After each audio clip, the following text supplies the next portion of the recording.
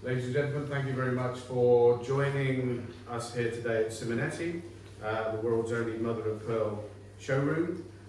We've got a very special presentation for you this afternoon on the world's largest mural, which we've just completed.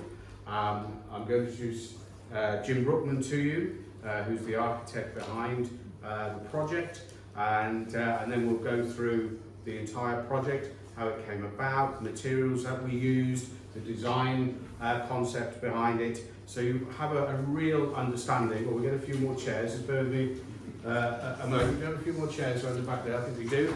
Come on in. You get the posh Siminetti chairs as you arrive late. There's another one there. I'll stand at the back as well. There's another one over there. Can you see? Are you coming over here? There's a chair over there. There's one here. Sit on the benches, guys. Here. Sit on the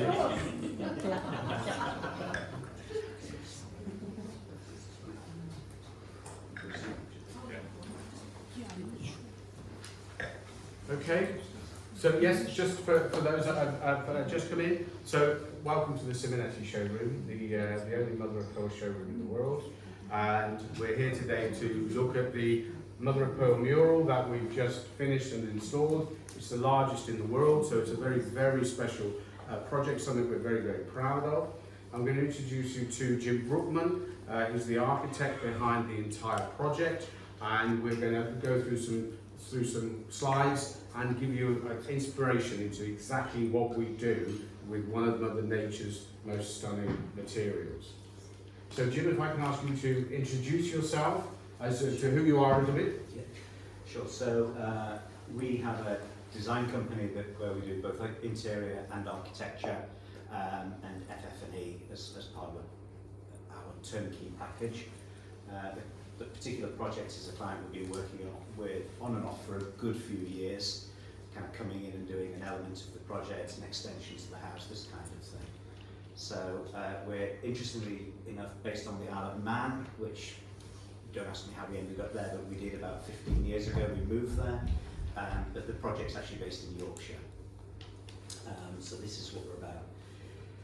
The client brief on this particular project was to create a wellness centre. So not only was there a swimming pool area, there was actually a wet treatment area that was done by Dawnbright. So it had horizontal showers, a dry treatment room, a hair salon, changing rooms, and a gymnasium. So it was quite an extensive complex of rooms. The client brief was very, very interesting. It was one of the latter areas of the house that we were looking to complete. So when we started the project, the client is a blue water sailor, so they've had those for many, many years, but very much liked sailing boats. And they've sailed the world, but very much liked the Mediterranean. They loved Greece in particular, the waters outside Greece, the Greek islands. That was very much, this is where we're in a happy place.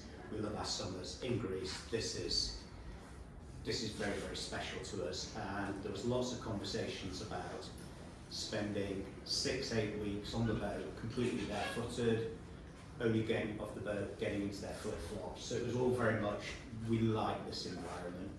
So the inspiration for the spa complex, for the pool complex, was very much around the boat, around sailing, around the Greek islands. So this was our initial kind of concept of ideas, what we shared with the clients, the boat, images of Greece. So we then moved on to how to make it work. So we started actually with the floor. What are we going to do? So we spent a lot of time looking at how we were going to put a teak deck around the pool, which was really quite complicated because the edge of the pool was going to be in a white Thassos marble. The teak is full of tannins, which when it was going to get wet in the first instance would wash out like a tea bag.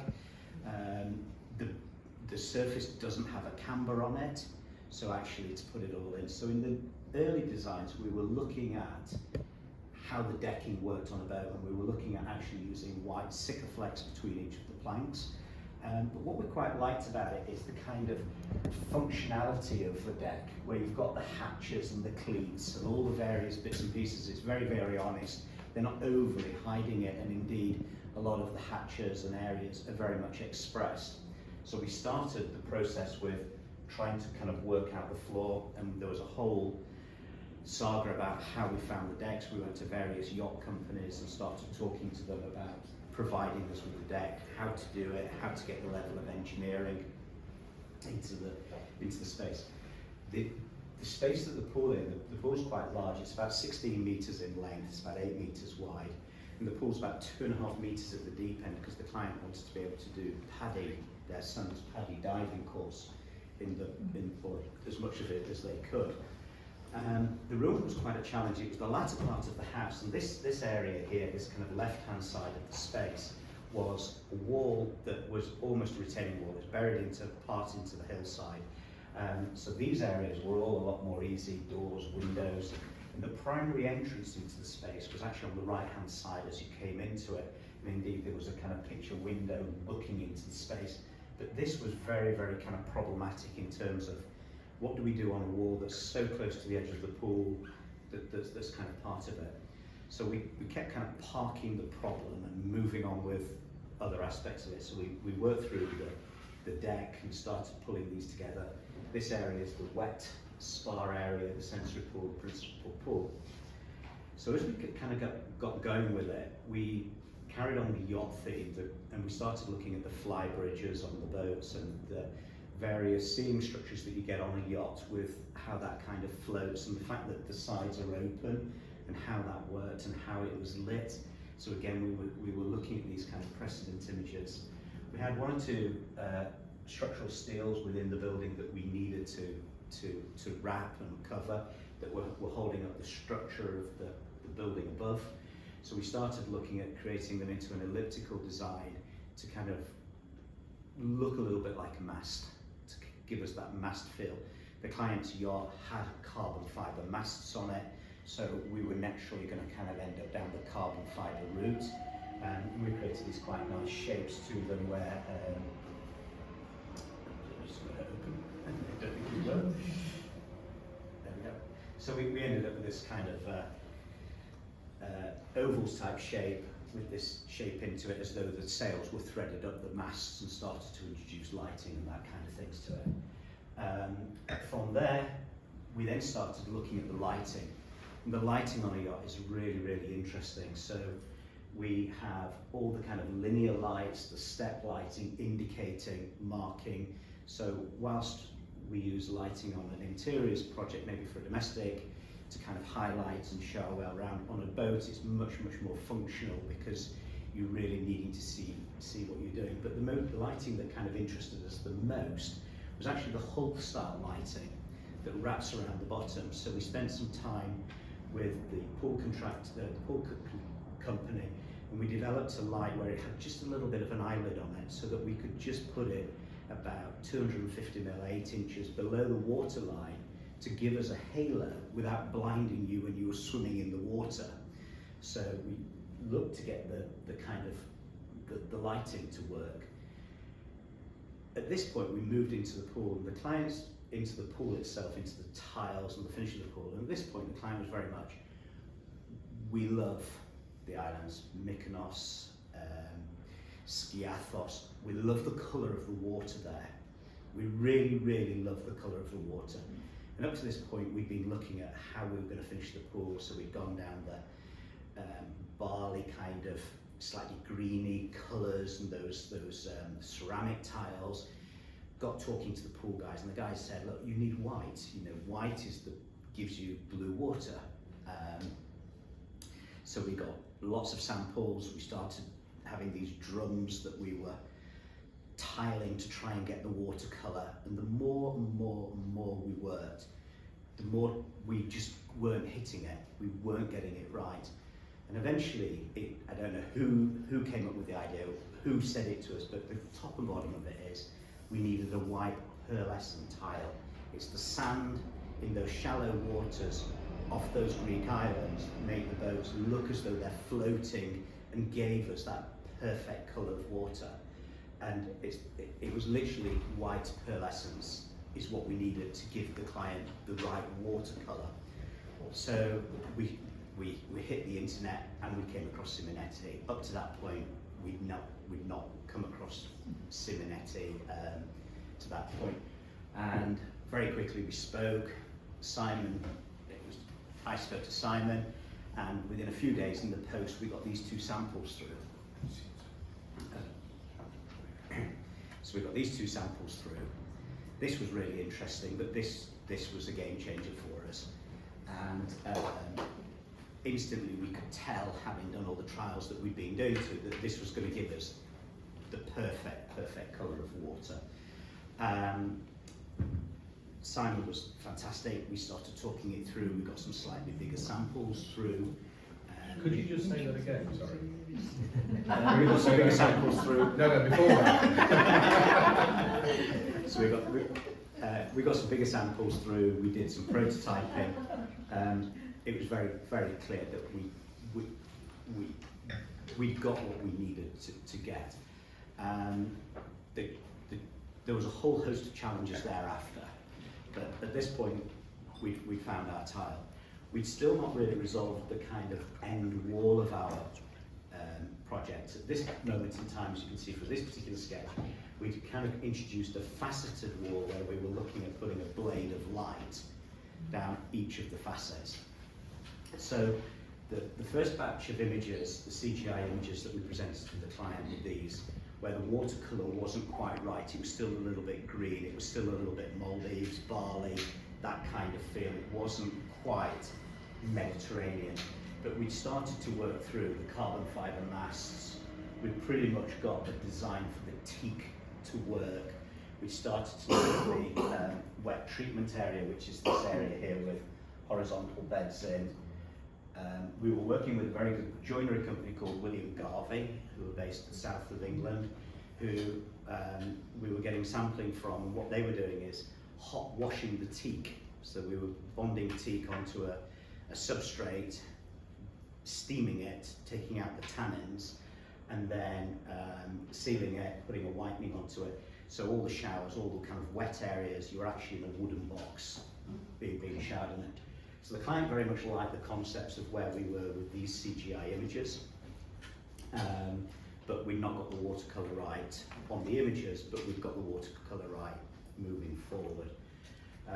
From there, our first batch of tiles were the 20mm ones, the slightly smaller ones, and they were sent to the pool contractor to tile the sensory pool, and that was a GRP structure. It was factory tiled. And they did a very, very good job of tiling it, but it wasn't brilliant. It was, for anybody else, it was perfectly fine. For this particular project where we'd worked so hard on getting absolutely everything, it just wasn't quite good enough. So again, back onto Simon. Having not used the Mother of Pearl tile, who would you tile it? Because the guys that had tiled the sensory pool had never not used Simon's product before. And he said, look, I'll give you one guy's name, somebody that we use. We do have approved installers, but this guy is a pain in the arse. He is an absolute pain in the arse. You will want to kill him within a week of working with him. He will drive you insane. I've warned you, but he's brilliant. The guy came up, he was Winchester based, I think, somewhere like that. The project's in Yorkshire. He came up one Saturday afternoon, his arse was hanging out of his jeans. He was covered in tile adhesive, and he barreled up, and instantly I knew why he was a pain in the arse. He was so pedantic, so pedantic, but brilliant. And what we then ended up doing was re-rendering the inside of the pool very, very thinly with the tile adhesive, with an epoxy tile adhesive, and we sanded it and rendered it again and sanded it until the inside of the tank was like glass, was absolutely like glass. And the reason for that is that the tiles are just literally 2mm thick. So unlike a normal tile or something a bit bigger format or something a bit thicker where you're going to put it on with a bigger bed, you can overcome probably an industry standard pool tank. But with this product, it's a bit like hanging paper. it's all down to the prep, it's all down to the cross lining, and with this it was the same. The tile is provided, and Simon informs me this is the norm, paper faced as opposed to web backed. So what we started to do is we insisted that the pool was tiled top down. So we tiled from the water's edge downwards, and as the adhesive was biting, we had 3 or 4 Burco boilers bubbling away, hot water washing off the face, peeling back that, and then we were just able to micro adjust every tile. So there was 3 of them in there, 2 tilers, the pain in the arse, his apprentice who was about 55 and the kid who was about 30, literally going through, and they've got a routine, and they were just adjusting every tile. And the benefit we got with the process, because the tiles were bound to the wall, but they still had that little bit of movement, is we could just adjust them, we could just feather them, we could just course them into steps. We had no cuts in terms of cutting these. We were able to bring it up. And what we then did is we just self-leveled the bottom of the pool, again, just brought it up so it just met the tile. So we were able to course everything in really, really well. So the pool, pain in the arse tile, I still use him to this day, but he drives you up the wall, you want to kill him, but very, very good. So there was just under 250,000 tiles individually positioned within the pool, all work from the top down. So that kind of works really well. This is not the best of photos, it doesn't do the room set the greatest justice, it's slightly bleached, but this is the physical pool now in its space with its carbon fibre masts. The wet treatment area is to the side here. This is the pool, the sensory pool that was factory tile, which we didn't change. It was perfectly fine, but it just wasn't perfect. You can see the wet treatment area beyond. Can I just say something just on this one? When we look at the image here, so here's the pool finished in the pearl, and one of the things that this image very much does, I don't know if you can see it so far away, but you can see the pearlescence of the actual tile through the water, and that's really important when you're trying to get that very natural azure blue look, but to have that reflection that you would get in the Mediterranean from the ocean. The pearlescence is doing that. You can see how some of the tiles are lighter, some are slightly darker, and that's because of the natural pearlescence in the product. So that's one of the great strengths of the product. Yeah, it's absolutely fantastic. It transformed the project. We were in a fortunate position that we'd got a client that could afford 180 square metres-ish of Mother of Pearl tile to tile their pool. So that was a great position. But it wasn't put in for the decadence of the product, it was put in for the colour of the water. But they are absolutely delighted. And I've never been in the pool myself, but the client who uses it on a daily basis says that it's the nicest, smoothest, most gorgeous pool that they've ever been in. When they go down the steps and walk in it, it's just, he said it's like walking on a silk carpet. It's that kind of feel to it. It's really, really fantastic.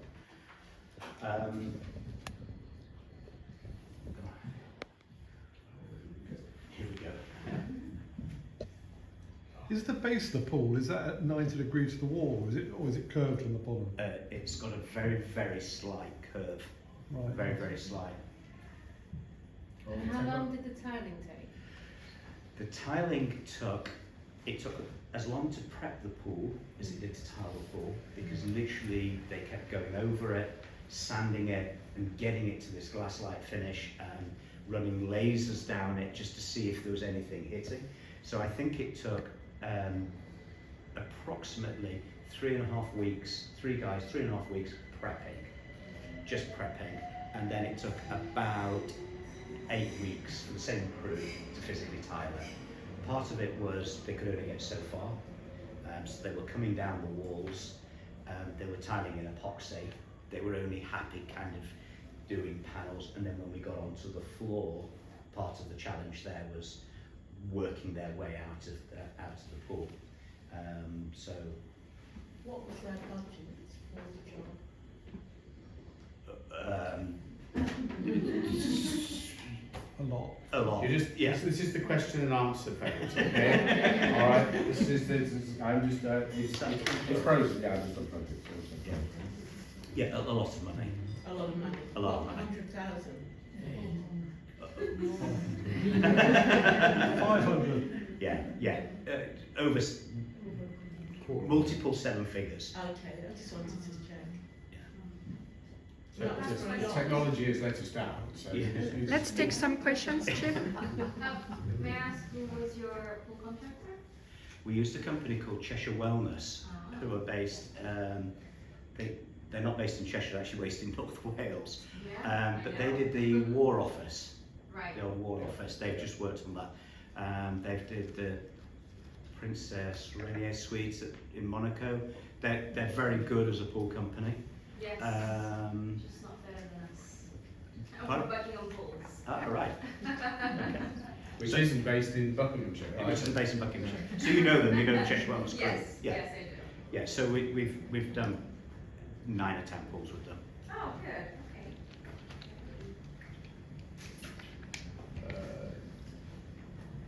Sorry about this, ladies and gentlemen. I mean, technology, when it works, is fantastic.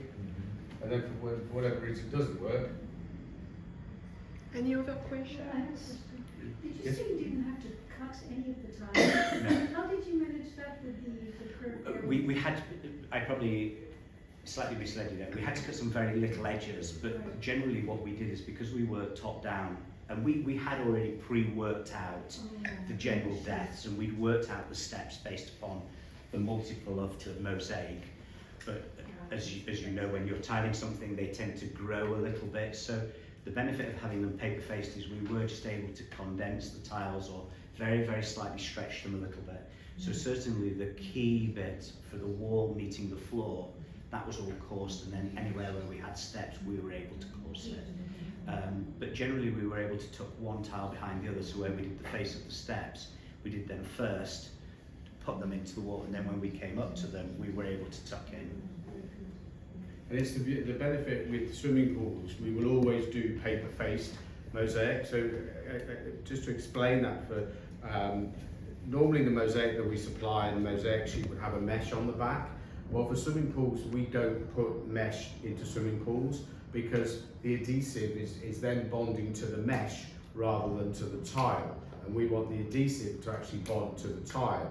So in fact, in America, we can't use any longer mesh-backed mosaic in swimming pools. It's banned. I believe we're just about in the same situation here now. But the beauty of having paper face is actually you can cut the paper and open up the gaps in between the mosaic pieces. So if you need to cover a slightly bigger area, so if you're doing a step, for example, and if you just laid it out, normally it would be 5.5 pieces or 5.5 tesserae, you can actually cut it, and actually you can do it in 5, because you just open up the gap ever such a small amount, and that enables you to do away with the cuts.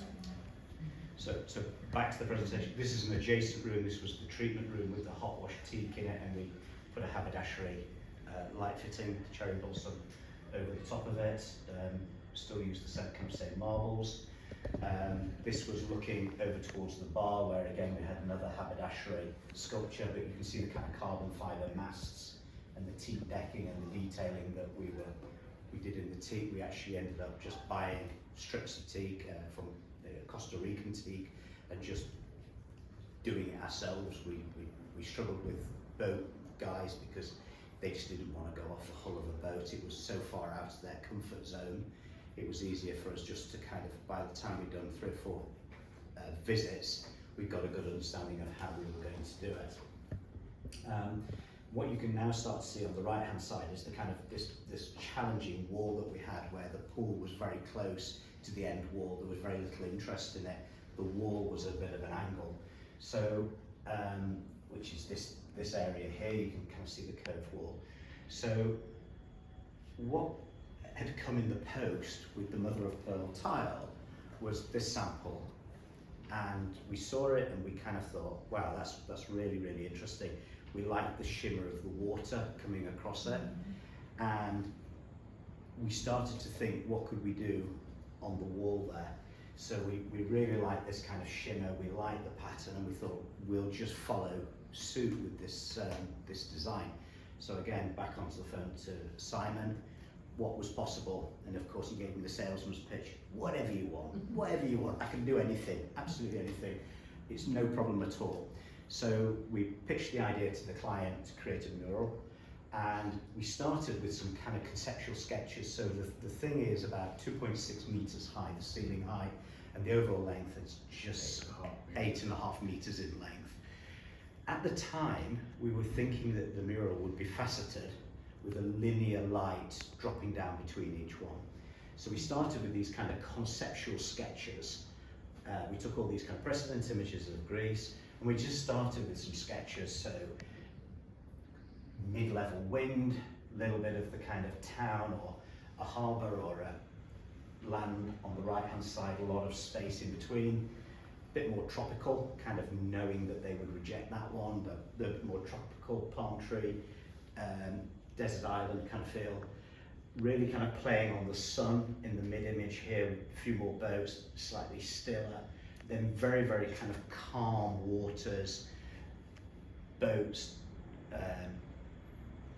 moored up, ready to, or anchor, town in the background, and then a little bit more windy as an image, and these were the kind of images that we gave to the client. And there was 8 of them in total, so again we'd got these various images, bringing the boats closer into shore, much more of a town in the background or a village in the background, and more of a shoal, you know, kind of into a cove. Various images kind of going through, and the clients kind of opted for this one. They said, look, we really like this, we like the clouds, we like the sun, we like the boats, and we love Mykonos. Mykonos is one of those places, whenever we're out over the summer, Mykonos is, we head there, we anchor up, we go in on the tender. You know, it's one of our favourite places. So the bottom image on the right is Mykonos. The very top image was the kind of favoured sun, the image of the sun that they liked, and the mid image was that kind of calm, tranquil boats. You just see their chains drop down, ready to there. So we took those 3 images and started to superimpose it to this. Back on the phone to Simon again. So we've come up with an image, what would we need? Then he started to tell me what we needed to do to actually, what we needed to do to actually turn it into a reality. We got some budget costings, we got a kind of feel for where we were. The client was relaxed by where we were. So May I just ask, these images, how are these done on a computer? I drew those. Right, okay, so all the designs you've drawn by hand. So this bit here where it says Van Gogh. That was inspired by. Okay, so I hadn't seen this in any gallery. But It was inspired by, so I was doing it, so I did say to them we could do it in, so part of my presentation to the client was these images, and then I was saying we could do it in the style of, so we could choose and we could take this artwork and bring it into the style. how long did it take you to draw all these 8 different designs? Probably a day, just Really, it's been that, right? sketching them up, and because they are only kind of thumbnail sketches. The next bit was really where it got very, very complicated. So the next one, having spoken to Simon and now turning this kind of sketchy concept idea, as you all know, you now have to turn it into reality and the kind of hard work begins. We drew it in detail. So I found the biggest roll of tracing paper I could get, which was about 4 foot high, rolled it out about 3.8 meters long, and drew it by hand, putting in a lot of detail. And the challenge that we had is I had to draw both sides of a line, because what they needed from a water jet cutting is they needed the outer line and the inner line. I couldn't just give them one fat line, because the digitalization of it wouldn't read. It needed, how wide do you want the line? So we literally, sorry, I have to pull that back, there we go. So we hand drew it. That took a bit longer, that took about 3.5, 4 days to draw that over a long weekend with the phone switched off and with the benefit of photography and the sun and that kind of thing and a lot of prep work and sketch work. Got that then signed off by the client. What we then did is we Can sent... you see that over there? No, I can't see it. Do you want to move your chair just into here?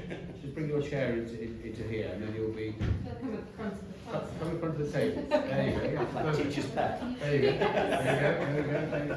We're going to point all the questions to you. It's much better, thank you. So, having drawn it by hand, we now needed to turn it to a DWG file. So what we did is I drew it very neatly, cleaned it up, and then what we did is we scanned it, and one of the guys in the office spent weeks tracing over the hand drawing. And the reason that it became so challenging was with the hand drawing, as anybody that draws by hand, you don't need to clip your corners, you can just sketch it, it doesn't need to be. But for a digital file, all the corners of a line need to be clicked together. So as you open this up and you go into there, you can actually start to see every corner is jointed and clipped together. Every little dot was brought through. So what we did on the digital file, and of course once we got it digitally, we could play around with it, we could tweak it a little bit, we could clean it up, and from there we then sent the file to Simon and his team. And is this multiple layers as a digital file? It is multiple layers, you're absolutely right. So what we did is we worked out where there was going to be gold from the sun, and we drew them all in different colours, and then we broke the file up into its component parts, exactly that. But things like the clouds, where I would have just drawn that like that, we had to go round and clip all the corners. From there, this gives us an image of one area of it, and that's then the reality over at that point there. This is where I come in. I Yes, guess. well, Right, you quite enjoying that. So yeah, so we had after these phone calls from Jim and his team, it was coming over to us now, and how do we start to bring this together? How do we take the designs that Jim has come up with and we start turning this into the mural? Because it wasn't just quite as straightforward as Jim has drawn. He's left one significant piece of information out, in that he didn't want it flat on the wall, he wanted it to curve around the wall. So we couldn't just lay our pearl onto a flat surface and then supply him 8 flat panels. We had to make panels of the substrate curved so we get the radius going around. Now what we actually do, first of all we identified what are the colours of pearl that we want to use in this mosaic, this piece of art. And in fact it was, in this particular case, 3 colours. The background colour, so the white that we see here, is freshwater pearl. So that's where all freshwater pearls grow, or that are used in jewellery. It starts off looking like this. This is freshwater pearl shell. And we then work this shell, and in this particular case we cut it into random triangular pieces. We make it pure white, we take the natural colour out of it, and then on one large piece of aluminium honeycomb, that's what this is built upon. But the honeycomb has had a slight radius put into it by our manufacturers of the honeycomb. We then laid all of it in white. So we basically start off with a complete white black canvas, a complete white blank canvas. And from there, we then had to produce 8 of those. So we had 8 blank canvases to work from, all done in freshwater pearl. Jim had kindly put together a CAD file for us, so we were then able to put that CAD data into a water jet cutting machine. Because what we then do is we then cut out of the panels where we are then going to lay the other pearl colours. So what we've done first of all is we've hand laid, because all of this is done by hand, is hand laid all the individual pieces of white, put that into a CAD machine, into a water jet cutting machine, which then cuts out all the areas where we need to put other colours of pearl. So here we can see that process taking place. So here we've had the blank canvas cut out. We've cut out, obviously this is part of the village scene that we can see here. So we're ready to hand lay in the silver that we've used here. So the silver is from Australia. So this is a saltwater pearl now shell from Australia. And this is where all silver pearls grow for the pearl industry.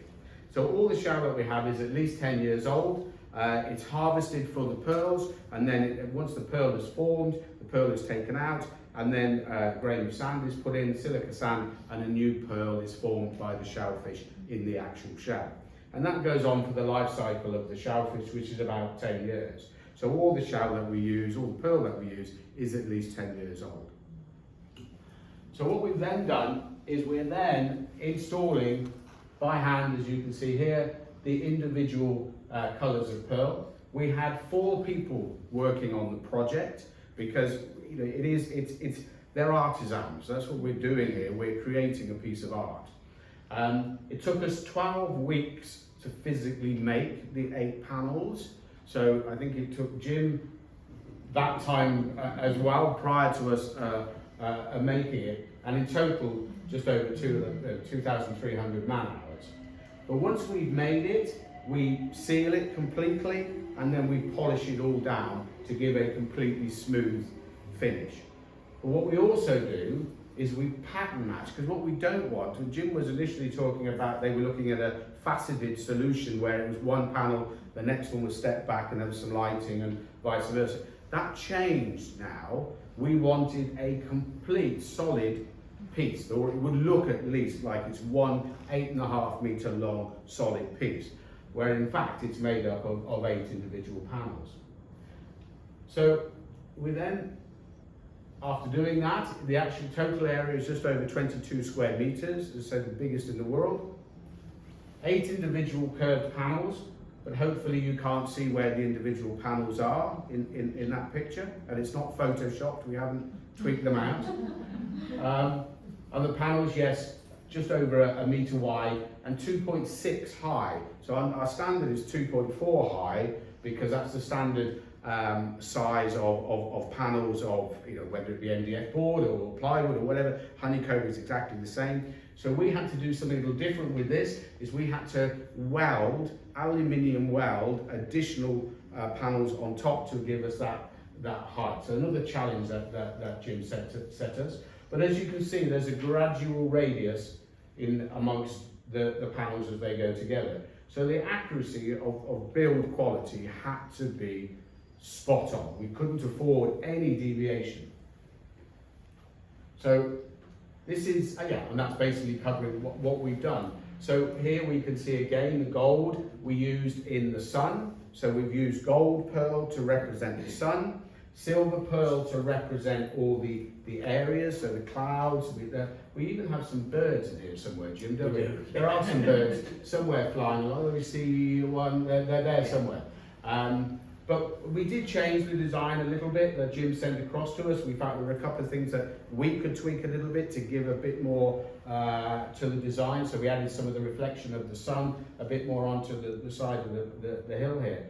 But this is utterly unique, but it goes to demonstrate what we can do with Mother of Pearl. I set Siminetti up to demonstrate that Mother of Pearl doesn't have to be just little pieces of pearl sort of inlaid marquetry into cabinets.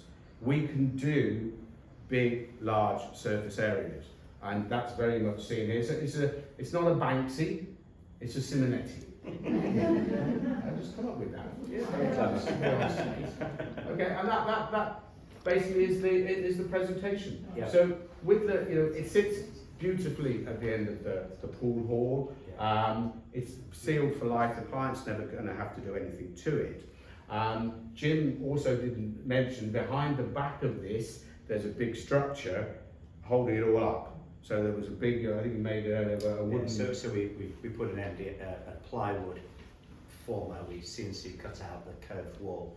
At the part where the curve is tied back, it's virtually touching the structural wall, literally millimetres, and then we just brought it out on the sides, and then over the top of that we ordered from Siminetti a duplicate of the aluminium curved wall that he was putting the mural onto. We then put that onto the wall, so at least when it came we were absolutely perfect, and then adhered the two together. So that was the process. How much does one of those panels weigh, just out of curiosity? Oh, it's a really good point. We Just Not think- probably as heavy as you think. Okay. no, actually, The very honeycomb was that. So Oh, right, yeah, no. so it wasn't so heavy. a seasons panel later. I will give you a panel so you can feel the actual weight of it. So what we actually do, this is a good thing to demonstrate. So the panels are made with three materials. So we have the pearl on the top, and the pearl is always 2 millimeters thick. Underneath that we have a biscuit backing, and that is applied to the aluminium honeycomb. So the honeycomb makes it lightweight, completely waterproof, and very robust. The biscuit backing is because of the water jet cutting. So if we were just doing a panel where just this white pearl was being applied, then we wouldn't have any biscuit backing. But when we need to water jet cut lines, etc., shapes out, we need the biscuit backing so the water jet doesn't bounce off the aluminium and rip the pearl off. Okay. So it's a little bit thicker, 11 millimeters thick in total, 2 millimeters of Mother of Pearl, 3 millimeters of biscuit, 6 millimeters of aluminium. We can actually make it thicker as well. We can have deeper aluminium if we needed to meet a skirting level or a tile or something like that. But again, yes, very, very lightweight. You can simply. I was expecting it to just be really heavy, I don't know Yeah, why. No, they are. It was People are probably always one surprised. of the joys of fitting it in the fact that all of a sudden we weren't having to deal with something so colossally heavy. Yeah. So we ended up using suction pads that they use in the stone industry onto it, and putting each panel on, and then clamping and wedging using the suction pads as our mounting points until the adhesive cured, and then taking it off and bringing the next panel up and sticking them on. And in this particular case, your installers of the panels had never done anything, had never No. done this before. No, that's right. So we were using a subcontract joinery company called Precision Installations to do the fit, and they very much kind of adopted the whole project. So to get the teak to work, we machined the teak down to 6 millimeters thick, and then to get the level of engineering, we'd sanded all the plywood. We sent the plywood through a belt sander to get it absolutely to a tolerance, knowing that then when we stuck the teak decking on, we weren't then having to do heavy sanding of the teak decking. Because one of the big things for anybody with a boat or in boat knowledge is the last thing you want to do is lose 2 or 3 millimeters off your teak. You really want to lose nothing off your teak at the first pass until you're at the point where it's very, very weathered, and it's got a lifespan to it. So we took all the tolerances out in the plywood, and the joinery company fitted it. The ceiling contractor did a balls up on the ceiling, and it was running out by a few millimeters, and the panels came absolutely to the millimeter. So one of the challenges that we got again on the firm, became his pain in the arse clients, was how we trimmed it and cut it to suit the ceiling. We needed to lose about 3 millimeters off over 8, and we used an oscillating. We took all the guards off no one from health and safety took all the guards off the little handheld grinder and just trimmed it, and it just smelled like a dentist's. Yeah, the only downside to Mother of Pearl is if you don't like going to the dentist, don't be around when they're cutting it, because it does smell like you're at the dentist. Because ultimately, Mother of Pearl is the same material as our teeth are made from. It's a calcium type material, so it does smell like you're at the dentist. But yes, so again, but it was very easy to do. They were able to cut it, and yes, I was at this point I was starting to block your phone. coming through. But the ease of it wasn't. This is the first of its type. So there were going to be challenges as we went along, but in fact the challenges were very few and were all overcome. So I think we ended up with a piece of art for that client which will never be replicated. Did you have to seal the Mother of Pearl piece in the It's already sealed. It's already So we already see it. So part of our manufacturing process. So all our pearl is not all of it. The dye we don't put in swimming pools, but the pearl is already pre-sealed. So it can go outside. It can go in. It's frost resistant. It's heat resistant. Obviously, can go in swimming pools. We also have anti-slip certification for it. Isn't it slippery? No, it's really interesting. It's a very good point, which we do get asked quite often. And actually, it's very little to do with the pearl. It's actually the fact that it's mosaic. Mosaic in itself is anti-slip because you've got all the grout lines. Right. That said, we've done the second largest commercial swimming pool in the US on Ocean Drive in Miami. And the certification that we had to go through for that project, because it was commercial, it was in Florida, we know the culture of America. If anybody has an accident, you're underreported. So we had it all retested for American standards, so ANSI standards, American National Standards Institute certification, and passed that as well. So again, it is down to really just many years ago, people with mosaics used to put silica sand on just to try and get an anti-slip basis. But actually, you don't need it because the grout line is like a tyre tread. It disperses water if it's on an upper surface. But in the pool, your feet pick up the grout lines. So the grout lines are very thin though, right? Yeah, they are thin. Yeah. And as Jim was saying, now when they install it, because it's paper face, they take the paper off, and the adhesive has about 24 hours to cure, so they're able to adjust. Because one of the things that we do with this particular type of mosaic in here, we don't want that machine cut at completely 90-degree angular sharp edges. We want a more natural flowing looking finish. So we tumble it, and when we cut it, we have a jig which has a little bit of tolerance in it, so not every piece is exactly the same. We can do it exactly the same, but we don't for this type of project. And as the client said, I've not heard that before. The client, it feels like silk. Yeah. I hope we've got that on record. Certainly it is the beautiful. paper-based process really helped because we were able just to adjust on one or two tiles. We just could square it a little bit. The thing that worked very well is all the grouting, when we were wiping off the grouting, we did all with hot water, and that seemed to work very well. Nothing bound to the Mother of Pearl because the water was warmer. It was epoxy that we were using, but it just seemed to just make life that little bit easier. There was less kind of elbow grease going into it. It was coming off easier. And we recommend epoxy for swimming pools particularly, because it's an expensive product anyway. An epoxy grout gives a nice gloss finish, so it ties in nicely with the mosaic. But also, epoxy grout doesn't change colour. So if it's above water, it's the same colour as it is below water. Other than it goes, we get the blue overall look. But if you use cementitious grout below water will go a darker colour than that above water. So it's always the better thing to use epoxy grouts. Any further questions? Yes, I'm just wondering the curves in the pool. So you talked about for the curve of the wall you had this aluminium substrate. For the tiling of the pool, how did you deal with the curves there? We rendered them round. We set up quite a lot of lasers and to make sure that it was perfectly vertical.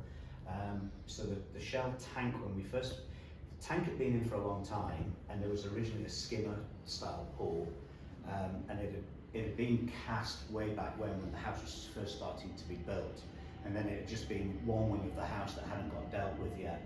And by the time we came around to picking up the pool, we changed it to a deck level pool. So we took the skimmers out and cast in the edge.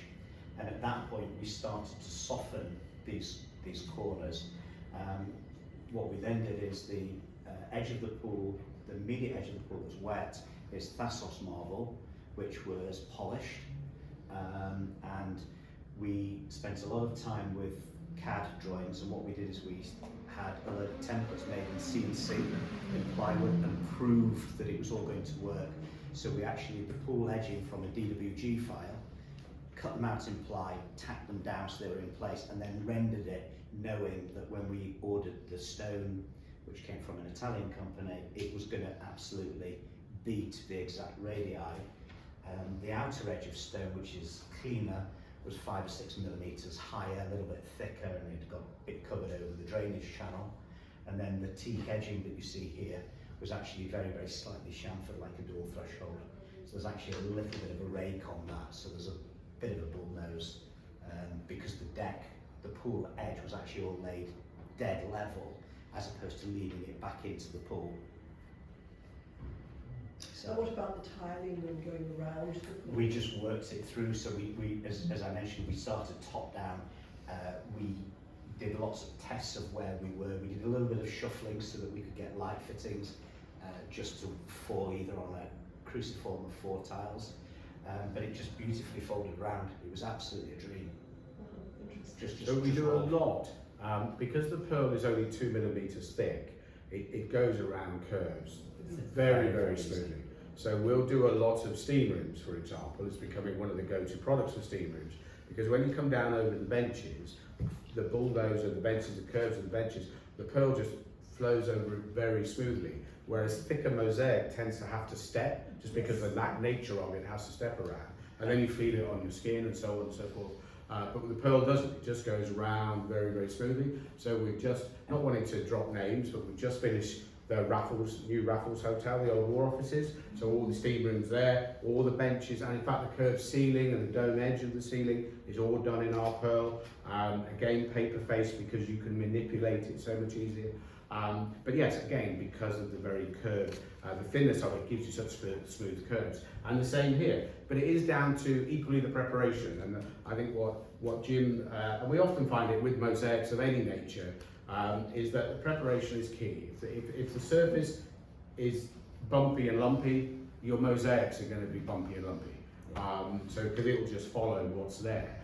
So the preparation is as much of the job as the... And I think to answer your question, the curves are easy when it's paper face, because the netting on the back isn't holding the tiles, and if it's going around an internal curve, if they're stuck to the tile, the tiles are naturally faceting a little bit because they're bound onto the webbing at the back. Because it's the bit that's holding it is on the front face, they bend easier, and then what we can do is just very lightly score the paper just to kind of ease it around that corner. Because I've used ones before with the webbing, and they also stretch too, especially once you've got the wetness behind it, and then it starts stretching and moving. So that's interesting. I mean, a lot of installers despise using paper face because it is a little bit more difficult, but in pools really you have to use it. And if you're doing curves on the horizontal, then paper face definitely. So if you're doing steps, which are radius steps, then always use paper face, because you can just nip the paper and just open the tesserae to go around. Whereas with mesh, trying to nip mesh doesn't work. So again, for flat level surfaces, always go with paper face. Because the other reason why it's insisted on now in pools is because you get 100% of adhesion on the back of each and every tesserae. And I didn't calculate how many individual tesserae are in here. It's just under $250,000. Well, just under $250,000 tesserae. Was it on that? Yeah. Oh, okay. Did I miss that bit? Sorry. There we go. Yeah, we get to it in a minute. So there's a lot. We go through the full scale and catch up. But a lot of individual pieces of tesserae. So yeah, they're all bound to the. There we go. Okay, yeah, 246,000 individual Can you tesserae. use it for jacuzzi? Yes, again, because it's sealed. So it's a jacuzzi, the hot tub in this case. Yeah, it is, yeah. And the pool's got a robot in it, so for cleaning the pool, they've got one of the drop-in robots that goes up the wall, and the tiles have all been fine. We haven't lost a tile. No, it's just, Well, that's down to the installer as well, It is down to making the sure installer, everything's yeah. done properly. But yeah, so here we see curves going in every angle, and this paper face gives you the ability to be able to do that.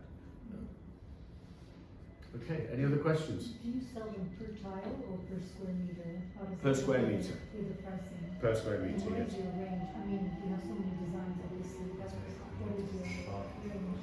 Okay, so with the mosaics start at around £250 a square metre. These are ex-VAT prices, retail prices. So they start around £250 a square metre. Freshwater pearl is always the least costly of the products because we get so much out of an individual shell. So we'll get lots more tesserae out of there than we will out of there. So this is our most expensive. So if you like the silver pearl, you've gone straight into the most expensive there is. But it is, so the mosaics range from £250 or thereabouts up to about £2,500 a square metre when we talk about the innocence as we're talking about there. And then the panels start at around about £1,000 a square metre and finish off at around £4,500 to £5,000 a square metre. So it's all based upon really the amount of pearl that is going, the amount of saltwater pearl that's going into it. We don't really charge for bespoke work. We don't charge a great deal extra. We might actually charge you a little bit extra, I can't remember. Probably just for the phone calls. But we'll charge it, so we try and keep it as low as possible. But we do calculate on how much of the saltwater pearl is actually going into it. And yes, if it is very, very decorative, very, very detailed, then we may have to look as to how many man hours are going into that, which is actually how we calculated this one, was how many man hours did we need to do this, because there are certain parts of it which are very, very fine, little small bits of the sunburst, tiny little circular pieces, but then we have bigger pieces which don't take as long for us to do. So how many people would like to order one? We order powder. You said 7 figures, right? Sorry? You said 7 figures, right? Yeah. For a pool. Yeah, right. How much is 7? For the war room, for the war room. Yeah. So it is. I mean, you're talking. Yeah, this is. Not just for the pool. I mean, for the pool and the room. Yes. You just sell a few more baths. Yeah. But it's art. Yeah. Okay. So it won't be nobody else is going to have one ever again. Not exactly the same as that. And even if they did, clearly they're not. But even if they did, it would still be different because the pearl is always different. So the look would always be the same with the designs that we have around here. But the actual finish would be just that bit different. Okay. Well, thank you all for coming. We're very proud that so many of you have turned up. We've only been here 6 months. This is only our second talk in that time. So thank you to Jim for your time today. It's very much appreciated, Jim. And please feel free to ask any questions afterwards as well. Help yourself to some nibbles or more water. I'm sure we probably have some more bubbles somewhere. And please have a look at the other products while you're here. And again, thank you. Thank you.